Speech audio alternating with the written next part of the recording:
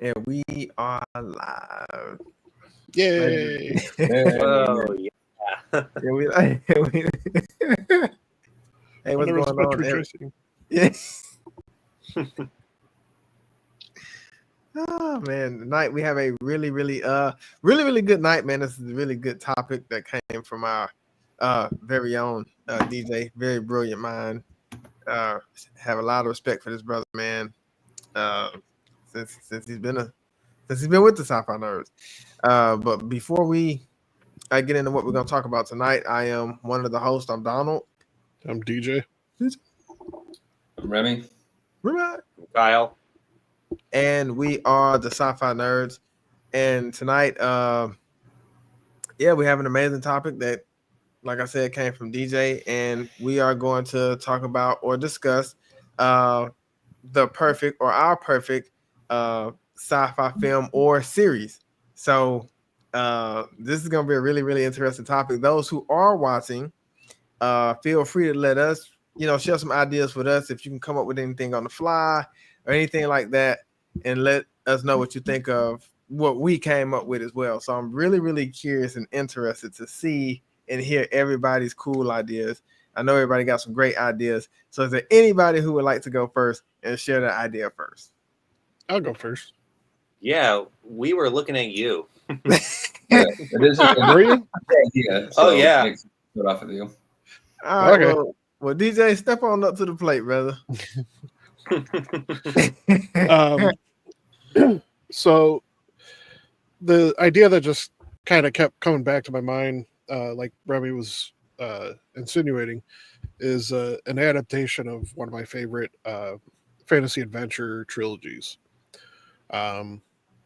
This is a trilogy that I've read multiple times over the years since I first found it, and the main character is one of my all-time favorite fantasy characters.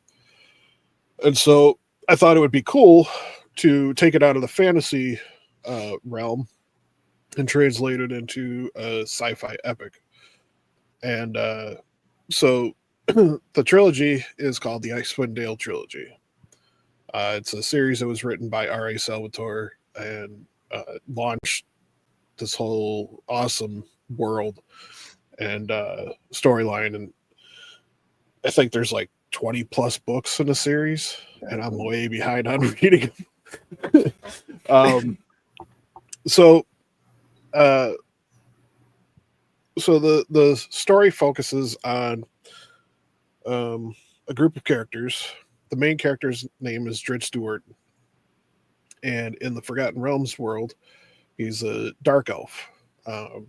So usually with elves, in fantasy, they're like light skinned and dance in the woods and everything. Well, his race lives underground and worships the chaos god.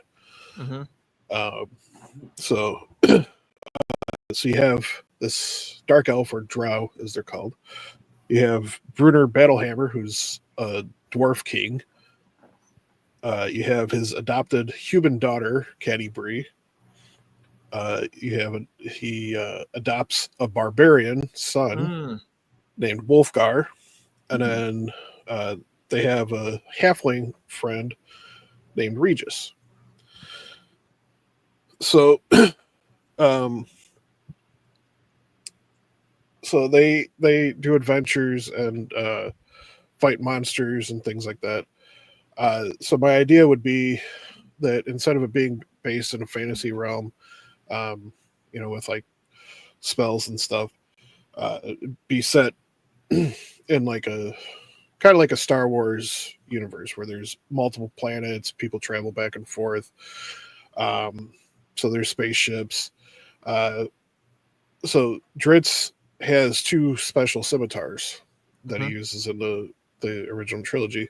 So I figured instead of it being like just kind of the normal swords, it'd be like a nanotechnology that when he pulls the handles out, it comes out kind of like it forms kind of like how Iron Man's armor forms,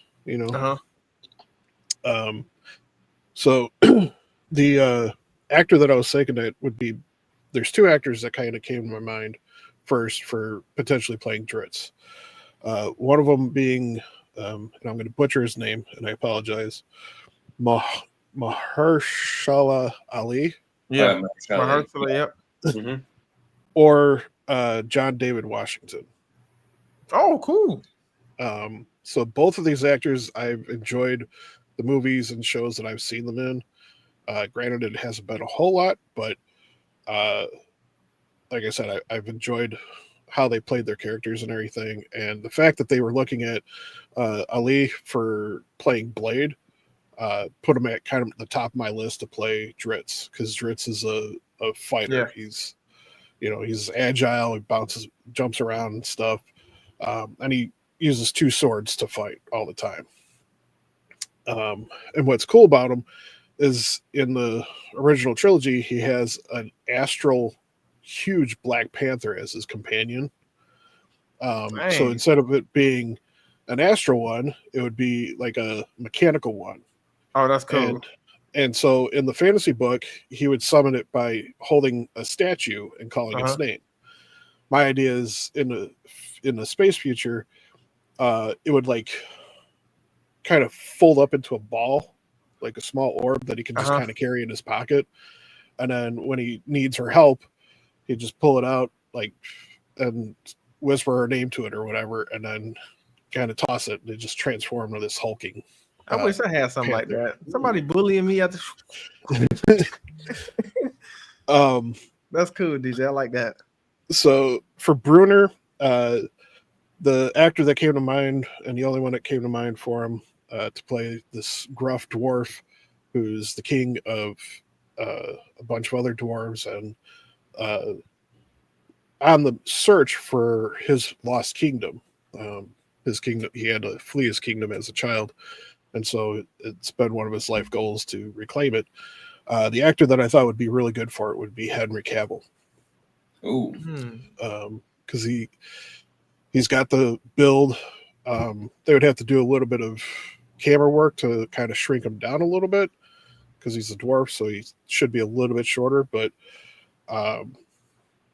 just picture him with a big, bushy red beard and red hair and everything. has a big war axe and a shield. So I thought he would be pretty cool.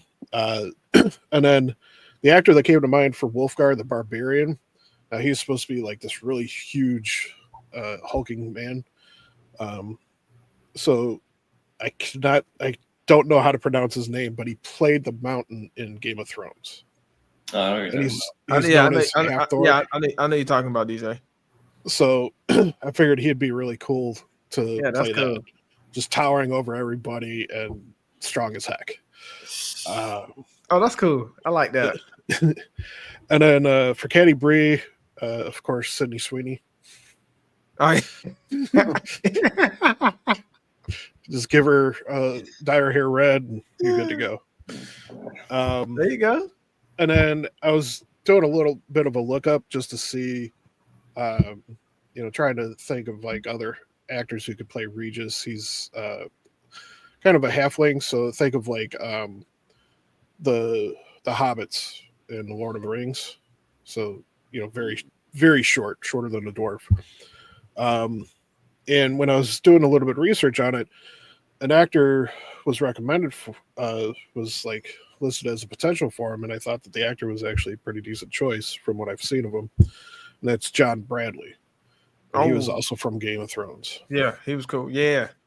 So, and in the adventures, they eventually meet up with this human who's kind of like an assassin fighter type, and actually keeps Dritz on his toes when he's fighting, which is rare for Dritz to be kind of, pushed back at all.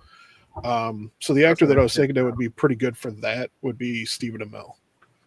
I think he'd be a good fit for that, because the character is named Artemis, and he's supposed to be a little bit older. So I figured, that would be pretty good match. But yeah, so like the first movie would be kind of introducing them, like how the book does, showing them in their village area and stuff. And then the big threat that pops up is what's called the Crystal Shard. and it allows people to summon like demons and things like that. And this weak wizard finds it and starts killing people and trying to take over the area. And so they work together to defeat him and this Balrog of like a demon. So, it'd be a little bit different. It would be like a nearby star system that's, encroaching on the planet that they're on. And so, yeah. No, that's pretty good idea, DJ. No, I like it. Is there gonna be a sequel?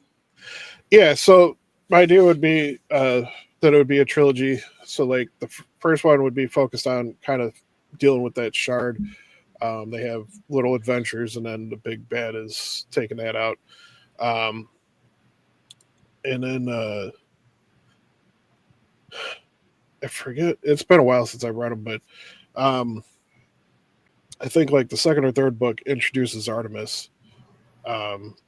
So eventually he would pop up and he would kidnap Regis, kind of like Boba Fett taking Han Solo kind of thing.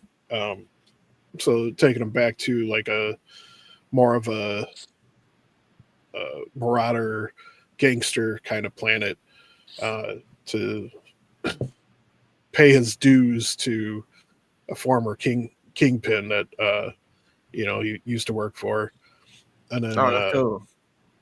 Finish it up with them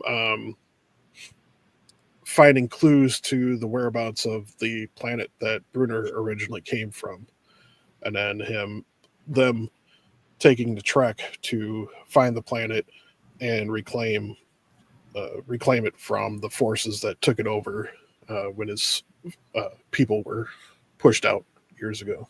So, I like it, DJ. No, that's cool. That's a great idea. That is a great start to the show. Yeah. That's really cool, DJ. Got some cool actors, some actors that I like it, and a trilogy. So I'll be able to watch the movie 3 times. Mm-hmm. And they'll be rewatchable. So that'll be the good thing. Yep. No, make them like The Hobbit. Make them like unneedlessly 3 hours long, and then make the last one just an entire final battle. I do have one more question for you though, DJ. How long do we gotta wait for each movie to drop? That's important. They would have to be all filmed at once, like the Lord of the Rings. So you Okay, good. Okay, you get them 1 year after the other. God. Okay, good. Because I'm not waiting. Because they got to do all the. It'll take a year to render all the I don't want to watch it in 2027. Then got to wait to 2031. No, I don't want to. Yeah, I don't want to be like Avatar, where the first one comes out 2009 or 2010, and then the sequel comes out like 2022, and I'm like, what? Nope. We get all the actors. We pay them for all the movies. Do it just like they did with the Lord of the Rings trilogy. Peter Jackson. So cool. No, that's a really really good idea. And who wants to go next? I'll go.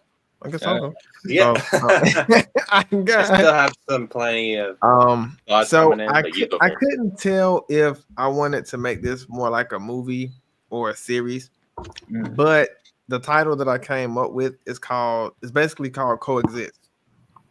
Okay, and so I'll give you a list of the actors that I have that will be playing in this. So first, the antagonist I would have, it would be Shia LaBeouf and Tom Hanks. Oh my God, they would be the and the protagonist would be Samuel L. Jackson. Okay. So. Yeah, it's a little weird.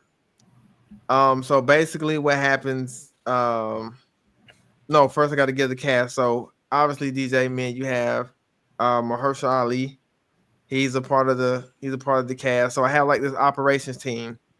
So I would have Michael Clark Duncan, a part of the operations team. I have Sam Neill, a part of the operations team. I have Jamie Lee Curtis, a part of the operations team, and I have Kel Mitchell. I got Kel Mitchell. Kel Mitchell is a part of the operations team. Wait, was that again? Kel Mitchell, he played. Have you seen Good Burger? All that, like Keenan and Kel. Oh God. So I got. I'm sorry, Remy. It's not music. I'm not a fan of Good Burger, but go on. I've never seen the movie, but I've seen trailers and You're clips good. from it. So. You don't need to watch it, DJ. You're fine. Yeah. Wait. The first or second one now, Remy? The first one. Either of them. They're both terrible. Yeah. I can't even talk to you for the rest of the stream. I actually expect that from you, Remy. Even as a kid, I thought they were dumb. I'm like, this is stupid. But yeah. So basically, Samuel L. Jackson's father, he's the first to discover that mankind and monsters could coexist. Okay. But he got greeted with power, and he wanted to use one of the major titans to control the entire planet, to take over the entire planet.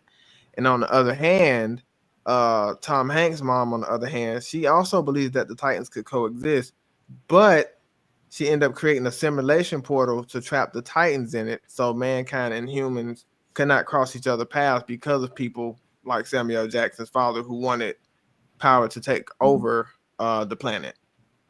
So I have this theme where if you enter the simulation portal, you completely change. So we'll just say if we was here now, like it's 2025, if you go to that portal, it's a whole different time change. You might go back into the year 2000, or you might go into the year 2050. But when you go in there, everything about them change.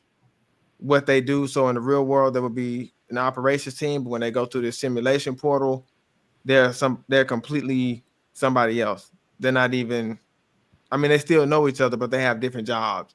So, like I said, we do have our basic monsters, our normal monsters. Of course, we have Godzilla. I do have Rodan. I would have him. He would appear twice a year. So in the summertime, he would be more of a fire red. In the wintertime, when he appear, he'd be more of a fire orange. Okay. But for fall and spring, he hibernates, so you won't even see him. So you only see him for the summer and the wintertime. We also I got Baragon, Remy. I thought about you. Yeah, Baragon in there. He's in there. All right. Yeah, Baragon is actually Godzilla's best friend. Hell yeah! Yeah. He's move over, Anguirus. He's actually his best friend in his series, but that is what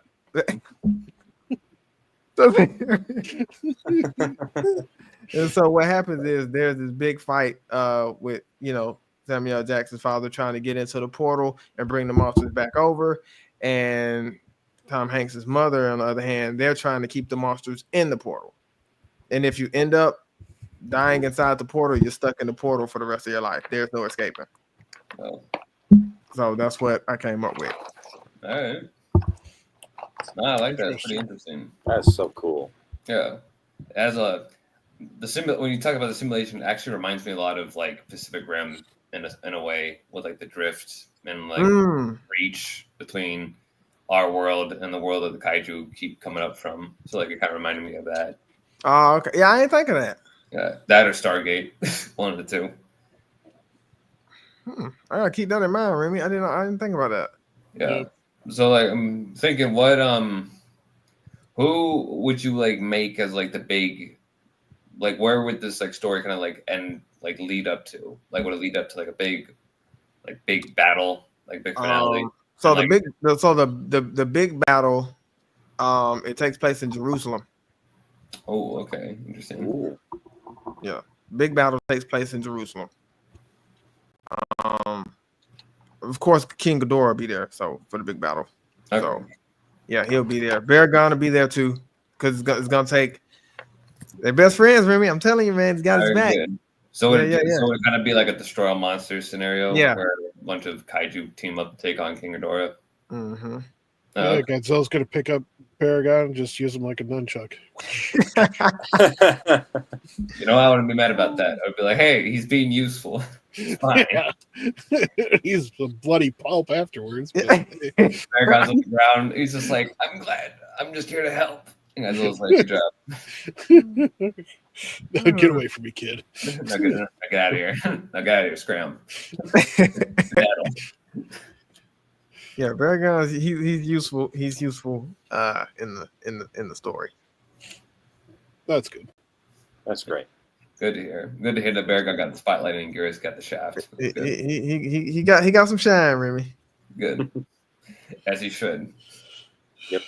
Now he does get now all you gotta do is gotta give Baron and Gorosaurus some shine and we'll be okay. Heck yeah. That'll be cool. Adam can only work so much magic, man. Yeah, Especially Baron. DJ, thank you, DJ. God. What about Manda or Gyra Sanda? We got to give them some spotlight to shine. I actually thought about Gyra, actually. I did. I was this close. Okay. Oh. Yeah, I sure was. All right, Kyle, Remy, who's up next? I'll let Kyle go. Okay. Kyle! Okay, so this has been like a long idea project I've been like trying to create ever since when I was maybe young. It's called Travel Through Prehistoric World. Basically, it was inspired by Animal Planet's Prehistoric Park with Nigel Marven. If you remember watching that show. Yeah, I remember that. I remember that. That was like my favorite childhood show. And even the most popular BBC show called Primeval, basically with all the future and prehistoric animals traveling through the portals into the present day. So from my story, it focuses on a zoologist named Eric Welker, who was I got those names from two, one's from my old friend from school, and Welker is basically the voice actor of Frank Welker, who's basically best known for making various different animal noises. So that's how I got that creation of making my own main character. And what Eric Welker, he's a zoologist. Yeah, like I said, he's a zoologist. His plan is to travel back in time and rescue the prehistoric animals that exist long time ago before we took over the planet. And basically what happened is that he had an idea. What if he actually built a time machine called a time sorcerer that he can put all of the prehistoric animals in this massive like flying saucer-like ship to fit all of them in, so that way they can travel through the portal safely without any extinction events that they've been wiped out for so long. So he would have to gather a group of team like mathematicians, chaos theorists, other zoologists, and even paleontologists. So he's gathering everyone up to rescue these animals so that way they can have a second chance in the present day. But there's another thing that he has to be very aware of. Because if you remember this sci-fi movie, I don't know if you remember or maybe forgot, it's called The Sound of Thunder. Yep, I know about that one. Yeah, because I just had that idea. What will happen if you really killed an animal that exists millions of years ago with human intervention? And if you really killed, like, say, a pteranodon or triceratops, then all of a sudden you're messing up history. You're messing up evolution, basically, with the now... That's good, Kyle. Yeah, with the buildings now disappearing and basically we're fucking up the timeline. So basically... Butterfly effect. Yeah, exactly. Yeah, So basically he has to figure out, because there's some people who are trying to use animals for, like, say, for torture, for like just how we usually make them to like pull the wagon with the whiplash and all that. He doesn't want that to happen, so he's trying to stop these corrupt businesses to mess up the timeline. And so once he has to like keep his eyes and ears open, and he has to. The first time period he's going through is the Cretaceous period, basically a time when the meteorite hit the Earth 66 million years ago. But I'm keeping it 65 million years ago because that's what everybody's familiar with. To rescue these, I would say 6 animals that he's planning to rescue: the Edmontosaurus, Quetzalcoatlus, Deinosuchus, Triceratops, and the T-Rex. But then, as he was rescuing them, one of his members turned out to be a spy from one of the corrupt companies, which I was thinking of a company called Tech Circus, which basically is a symbol of how animals been mistreated in the circus. And once he found out what was going on, he fights over and tries to stop the villain from abusing the dinosaurs. And so once he actually stops him, this whole fighting in the ship causes the ship to malfunction and crash in the Everglades, which that was the setup for the zoo that he's planned to set up for. And then the T-Rex got loose and starts going on a rampage in Florida, but Eric has to like get the animals' attention from away from everyone, because it's similar to like what would humans do if they killed an animal. Like say if a predator actually eats, like the T-Rex eats us, we would definitely be like considered be on the bottom of the food chain, and a whole predator ecosystem would be messed up or something like that. So Eric has to get the T-Rex away from the city and then place it into the cage so that way he can keep everyone safe. And that's basically for my first step for travel to prehistoric world. Oh, that's cool, Kyle. I like it. Thanks. It's like I've been wanting to come up with that idea like for a long time, since Jurassic Park has been best known for cloning animals. It's better it's better to just rescue animals through the time machine instead of like cloning it. It's probably better that way, but you gotta like understand there's going to be a lot of consequences, because like think back to Sound of Thunder where they stepped on the butterfly on the path.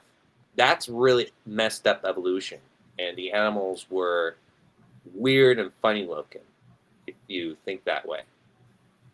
Yeah, that's a good idea. That's pretty interesting. I like it. Yeah, good idea. And I was definitely going to plan to put like say I was planning to write a book, but I wanted to like write down like maybe 5 seasons and then a movie trilogy. Oh, okay. Like I wanted like to, for the first season it'll be focusing on the dinosaurs from the Cretaceous period. Then season 2 will be focusing on life after the dinosaurs, basically the time of mammals ruled the earth. Season 3, the Jurassic period. Season 4 would be, and the Triassic period. I forgot to add that in season 3. Season 4 for life before the dinosaurs, and then season 5 will be focusing on marine life, basically like focusing on like the Mosasaurus, the Basilosaurus, and the Megalodon. So he's planning to rescue all those animals instead of like leaving them like they're displayed in the museum, like we see all the time. Yeah. But were you thinking making this live action or animated? I originally wanted to have a live action, but I was thinking of animated because if I'm really going to go for animation, it takes like a lot of time. But with live action, you have to do with a lot of acting. You have to figure out where you're really going to like film location. Like think of Walking with Dinosaurs, for example. Mhm. Like they had to find a location to where they want to set up the episode. Like in one episode, for example, in episode 6, The Death of Dynasty, it was filmed in New Zealand, I believe, or maybe it was in South America. I don't know. I kind of forgot, but it was definitely set up for a great film location to where how the Cretaceous period looked like 65 million years ago. Oh, that's pretty cool. Yeah, I think for animation, it's probably a lot. I can definitely I can definitely design the dinosaurs and all the prehistoric animals, but basically, I don't want to not be too realist. Try to not be based on real life animals, but probably remind you of some classical ones from the movies and the Jurassic Park franchise. And that was basically what I would think if I ever did make an animated. I would place it onto maybe Netflix or Hulu. Yeah, that'd be cool. No, that'd be dope. That'd be dope, Kyle. Yeah, Remy? for the movie, yeah. Go ahead, Remy. You're up, Remy. No, Kyle, Yeah, go ahead. All right, for the last 3, I want to basically be like a standalone movie for Eric, because I think he would be really, we're gonna travel back through prehistoric and the future, because I want to focus on the future, because think of The Future is Wild. The Future is Wild, if you remember the show. I don't remember that. I don't remember. Oh, it's a really great show. If you haven't it's on YouTube. It's about how scientists predict the future. What will happen to us when we disappear from the face of the earth and animals starts to evolve into different life forms. So I had that, what if Eric actually travels to the future and, he, instead of basically rescuing them, he might think about rescuing them, but he might have a second thought because he loves animals. But I think the future animals are better left alone because they can take care of themselves. Okay. So, and here's the thing to think about, not to be panicked, but we're not 100% sure what animals will look like in the future. But are they really going to evolve? We don't know, but it could happen, and that is the beauty of it. Yep, they'll become the Planet of the Apes, and we'll be the same. That's true. Yeah. Well, as the movies puts it, life finds a way. So you never know. Or maybe it'll be like Thundercats. Oh, that'd be crazy if we. I remember that. Thundercats. Oh. Yeah, there was no. Oh man. All right, Remy, you're up. All right. So for mine, I was kind of struggling with what I could base my idea off. But then I was scrolling through YouTube one day, and I came across one of the newly announced comics for Godzilla that's supposed to release in October actually. And I looked at it and I went, you know what? That actually would make a good movie or a good series. And what I came across was a new comic called Starship Godzilla, I believe, where if you've seen the cover, you see that spaceship that looks like Mecha Godzilla or Kiri, to be specific. So I looked at that and I went, I think I'll roll with that. So my idea for it is so what I did is I kind of looked it up to kind of get a basic general or just understand the story a bit better. And it sort of follows these mercenaries who are tasked with collecting some mysterious kaiju eggs. They don't know who their buyer is or what the buyer wants with them, but I think one of the eggs hatches and releases a little baby kaiju on board the ship, and they're trying to handle it, but the way they're trying to go about it is either we handle it or we risk destroying the ship in the process, or we don't handle it and maybe we can train or befriend the little kaiju, which is like one of the mercenaries' idea is that because like she's like more of like the younger one. I think her name is like Ashen or something like that. Mm-hmm. More like the optimistic type compared to her like chief or like I guess her leader who's named Rohan, I believe, who's like, no, we should kill this thing. So I don't know, like that was kind of like the basic synopsis that I got, and like we don't really know much else about the comics, so that kind of like gave me a bit more freedom, I think, to come up with like my own kind of storyline. Right. And I actually have the characters pulled up, I believe. Let me see. Share screen. There you go. I got you, Remy. Hold on. Oh, like those? There we go. Oh, that's cool. They look fantastic. Oh wait, whoops. There's a better image of them actually. Yeah, that's cool. Yeah. So like I was thinking, here we go. There you go. Now I get a better glimpse of them. While we're done, can you pull them up?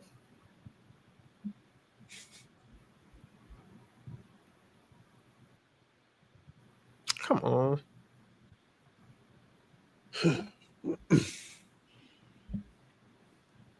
There we go. All right, there we go. That's Yeah. better. So yeah. So what these? So like looking at these characters, I was just like, oh, there's like so many like different like stories that you come up with them. And so this is the one I was talking about. Ayan and Rohan are the two mercenaries that are tasked with collecting this baby kaiju, which is this thing right here. And so I was thinking, like, for their actors or who could star in this, and if it was live action or animated, like I think the cast would fit either. So for her, I was thinking maybe like Haley Steinfeld could be her. I like, was close to putting her in. Was that done? I said I was close to putting her in mine. Yeah. So I was thinking like give her like a wig and everything because Haley Steinfeld kind of has like that kind of bubbly personality that I feel like could fit with this character from what I read about her. And then Rohan, I thought freaking Michael B. Jordan would be a good fit for him. Yeah. Because I think he fits that kind of rugged character. Like, and so this guy right here, I think, could be played by Alec Tuyek. Dave Bautista could probably play this gorilla-looking guy. Oh yeah. Yeah, and then Gen, this older lady, could be played by Rachel House. Which, if you don't know her, she starred in Thor Ragnarok, and she was kind of like what was it? Jeff Goldblum's kind of like right hand, like woman or something like that. And for Frey, you probably get like, I don't know, Anna Taylor-Joy to play her maybe. And then Elvira, you could probably get like, I don't know, I think a fun one would probably be like, I don't know, Zendaya, I guess. Like have Zendaya like play a villain. Oh yeah, that'd be cool. Yeah. And what's interesting too about Elvira is that if you look at what she's wearing, she's literally wearing the outfit of the Exilians from Final Wars. Oh, that's crazy. That's that tells me, I'm like, oh, so the Exilians are involved with this. So, like, I think the storyline would be that the Exilians are the ones who tasked them with getting this baby kaiju because the Exilians have been working on different experiments and experimented on different kaiju to kind of create the ultimate kaiju being in order to conquer the planet. Because I would have it be that, like, everyone in the galaxy travels to different planets, but the one planet that nobody travels to is Earth. Because they're just like, I'm hearing stories that there's something on Earth. I don't want to go to Earth because I keep hearing stories about this one particular creature. What have we stumbled upon? That lives on it, that is known to protect it all on his own. So what happens is that they've like, the Exilians been trying to like come up with something that could take down this powerful kaiju, and so that like it leads them to kind of chasing after the this group because they're not giving away the baby kaiju because they end up forming a bond with it. And so that can lead to a bunch of different like adventures and stuff where they come across different alien kaiju. We could have Gigan show up. We could have like various species of King Ghidorah maybe show up. Even Hedorah. We could actually maybe even visit Orga's planet and see what that's like. Oh, dang. Then, yeah. And then like eventually, but then as the series progresses, there's this unknown force that starts to make itself known in the universe, and that force is actually Space Godzilla. Uh-oh. And Space Godzilla shows up because what happens is that I would change the backstory of Space Godzilla, where instead of like coming from Mothra, Space Godzilla was actually one of the failed experiments from the Exilians that they just got tossed out because he wasn't like performing well. And so what happens is that the deformed like version of Space Godzilla comes in contact with like a crystal, and that kind of mutates him into the Space Godzilla we know. And so he says it's kind of like Doomsday basically, where he's just kind of filled with this anger and this like lust for destruction, where he just goes around destroying everything in his path. And so what happens is and apparently too, I read too that like there's no humans in the storyline, there's only aliens. But I would have it where Onion actually is revealed to be a human. That would be a twist. And the Mechagodzilla ship that they're riding around in, the Kiryu ship, actually belonged to her father. As her father took Kiryu to kind of explore Earth and met her mother, who was an alien. So she's like half human, half alien. And so they've learned about Space Godzilla causing havoc and whatnot. So what their plan is that, okay, we need a way to take care of this thing before it kills everybody in the universe, before it puts the galaxy in jeopardy. So that's what they get the idea to be like, you know what?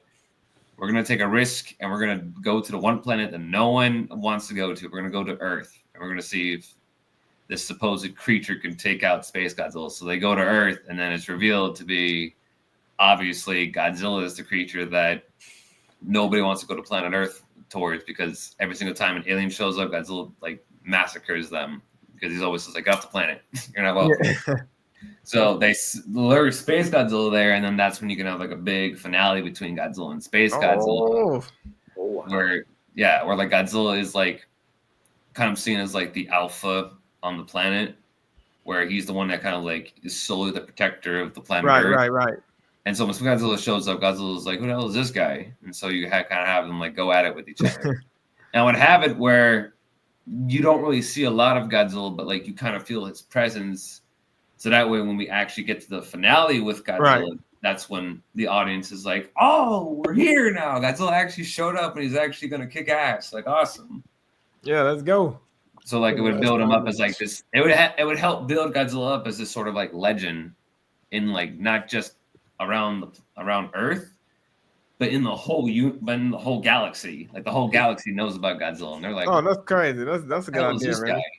Yeah, like just make him like OP, which like kind of builds up the fact that like, okay, so this legend Godzilla can have a chance of taking out Space Godzilla, and like in terms of like making it a trilogy, or like making a movie or a series, I feel like a series, an animated series, would probably be the right way to go, because these characters, I feel like, just fit animation so well that I feel like it could work that way. Because too, like, let's be honest, Godzilla doesn't really have a lot of like good material animation wise, because all we have is the 70s cartoon, we have the animated trilogy, and then we have Singer Point, and we also have the Godzilla animated series from the 90s. So I'm just thinking like, well, what's wrong with adding like one other animated series to Godzilla's catalog and like make this one that'd be dope, and make this one good, not what the garbage that Toho was giving us with the trilogy and Single Point. So yeah, but that's it. That's my idea. Nah, that's a good idea, Remy. I like that. So Remy, let me ask you a question. Will there be a sequel or some deal, or I think I would make it just like a kind of like a multi like season show. Okay. Multiple seasons. And yeah, so that way you can have time to get introduced to the characters and get to know them, get their backstories, and you can have like different adventures going on. So if I want to watch it on streaming, what streaming service is going? You know what I'm saying? If I want to check out your show, Remy, where I'm going? Netflix, HBO Max. I probably go maybe Prime. I would say Prime. Okay. Well, yeah. Prime. Because Prime, I think, has been hitting out of the park with their animated shows so far. Like they have Invincible, they have what else do they have on there? They also have what was it called? It's that one from Critical Role. What is it called? Oh, Vox Machina. Yeah, Vox Legend Machina. Legend of Vox Machina. They're having a bunch of other shows coming from Critical Role as well. I think the Mighty 9 or something like that. I don't forget the name of it, but yeah, that's also coming out. So I think, Prime has like been really good with their animation. So I feel like it would be a nice addition to have this one added.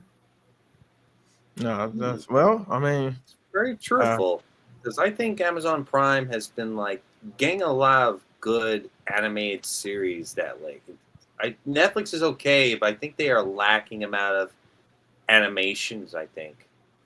Yeah, and plus, too, I would put it on HBO Max, but also Max has a tendency to cancel their animated shows.